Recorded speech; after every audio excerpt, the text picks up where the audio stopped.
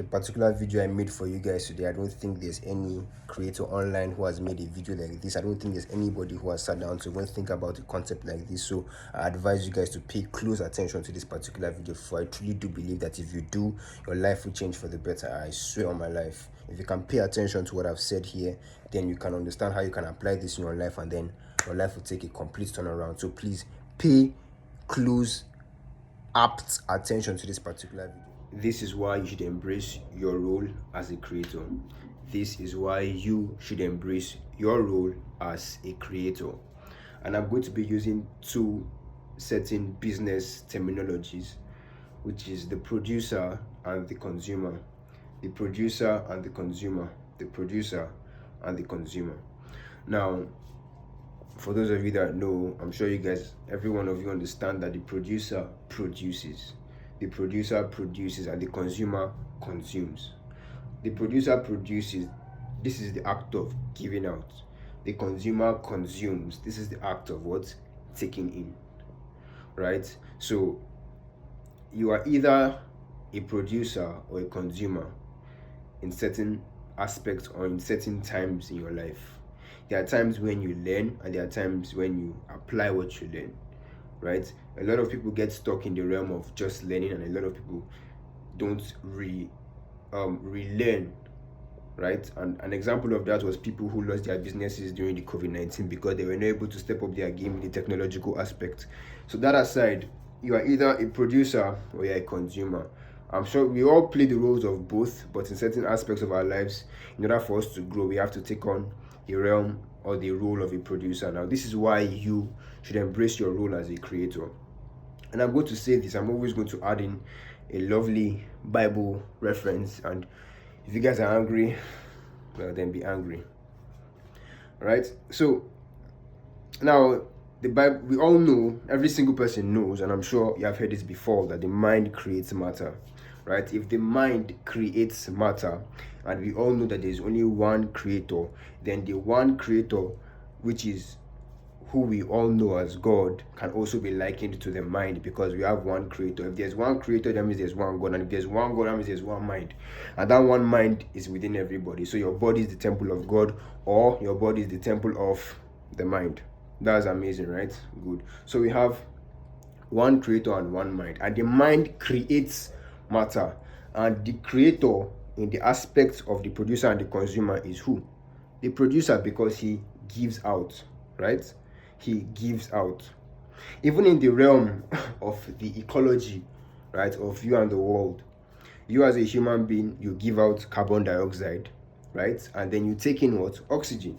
It's a symbiotic relationship with the world, where you give out carbon dioxide, the plants take in the carbon dioxide, and they produce oxygen, which you as an individual now take in. So in that sense too, that's in the ecological aspect. In the biological aspect or the physical aspect, you take in food, and then you give out what? Feces, manure, wonderful, strong, beautiful manure. Like if we still lived in bushes and forests in those days, we would be it would be instant. Like you take in the fruit, or maybe you kill an animal and then you eat, you defecate, and then you bring out the feces, and then the poop can be used as wonderful rich manure for the soil, which can make the trees grow and produce more fruit. And it's the same cycle. Even in our death, let's say we die and we don't even enter into a coffin, and we just put ourselves there, our body will decompose, and it will be wonderful manure for the soil to grow more trees.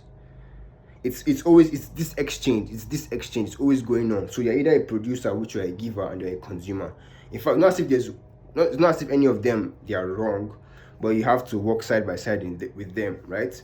So now in the ecological aspect, we have spoken about oxygen and carbon dioxide. You give out carbon dioxide after you have taken in oxygen from the plants, and then the carbon dioxide you give out to the plants give you the oxygen. Is that same thing. I've spoken about the physical or biological aspects, where you take in food and then you defecate, and then on the digital level, right now, on the digital level, which is what I want to emphasize on, you are either, I'm sure you have heard this, a content creator, or you're a consumer of content. Now, there's nothing wrong in being any of them. You have to know what to create first.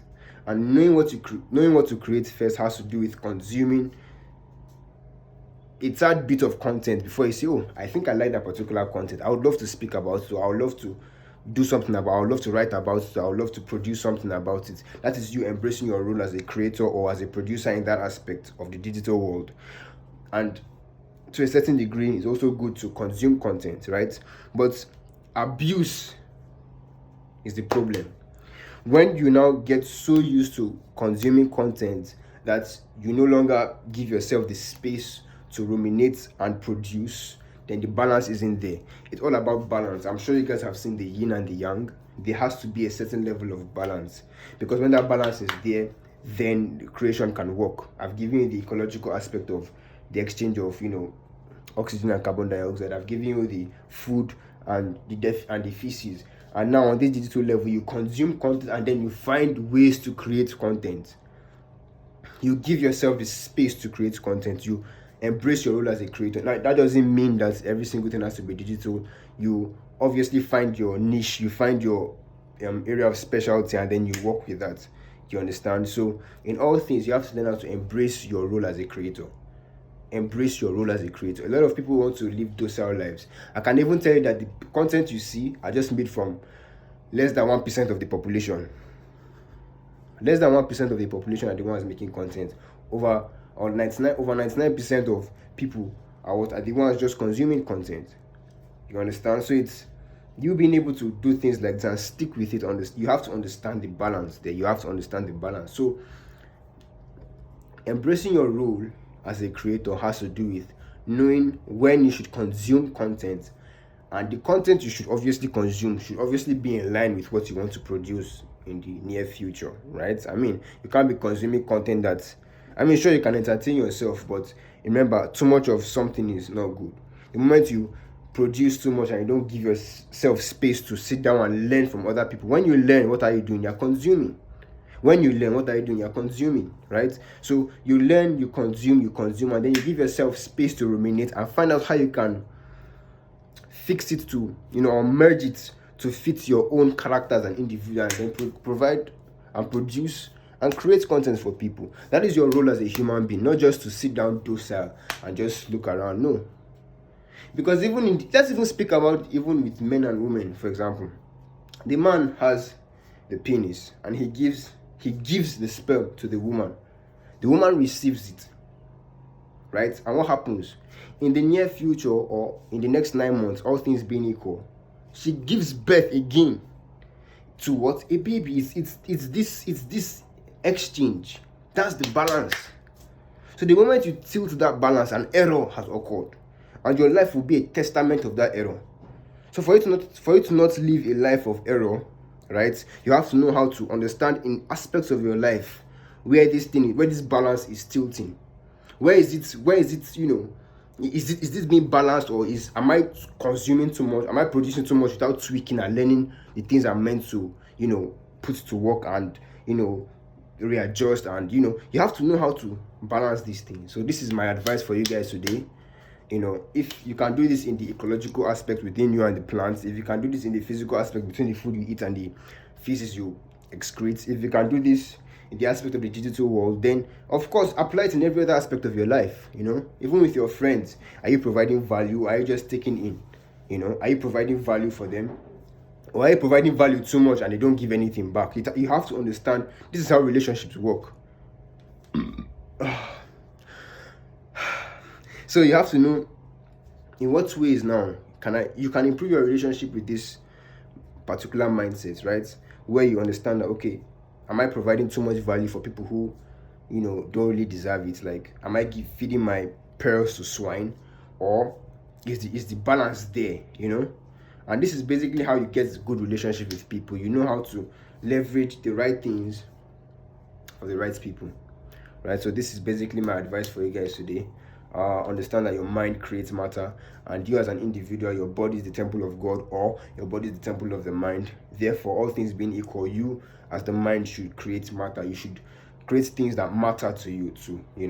Obviously you should do things that kind of tingle you a bit because of the passion you have for it. And so this was just basically what just came to my mind today to speak to you guys about. And I hope yeah, I hope you guys like it. And if you would love to work with me, please, I have offers for you guys. I have 4 offers. There's one for 3 months, 6 months, 9 months, and 12 months. I emphasize this because I truly do believe repetition is necessary for every single person. You can't just change in a day. Rome wasn't built in a day. So you guys have to learn this. That's why I put it on 3 months, 6 months, 9 months, and 12 months. Right? And then with all these offers, you guys can make a decision to change your life. You will basically have an accountability partner, me. This is basically how we are going to pattern your life to fit that particular perspective, because your mind may be too scattered and you may be too occupied with certain things, and then you have to be brought over and over and over and over again to that part so that you can actually see it as a priority and then move with it, because you only move based on what your mind is filled with. Because if the mind creates matter, it will only create what matters to it first. And when what matters to the mind, listen, what matters to the mind is basically what the mind has been filled with. So you see an artist who is so good and he makes a wonderful music, it's because that music has so permeated his mind that when he brings it out, you'll be like, huh, how is it so good? That was what was in his mind. You don't know how long he spent doing that song. You don't know how long that song has been in his belly. You don't know how long he has ruminated on that concept. And so when you hear it, you're like, that's so marvelous. When you see sports stars perform amazing feats, you see athletes, Olympic stars perform amazing feats, it's because they have done it over and over and over again. Why? Because it mattered to their mind first. And then they now created that matter in the physical world. Then you're like, oh, that's so good. Exactly. The aim is to make your mind to be filled with your premise, to be filled with that ideology, to be filled with that priority, so that you move. It's a priority, so you move in line with it. So that's basically what I have for you guys today. Make sure that you embrace your role as a creator. Make sure that you choose how you can consume rightly and produce rightly. And then, of course, your life is going to chank. Thank you for listening to me, Yap. Catch me in the next video.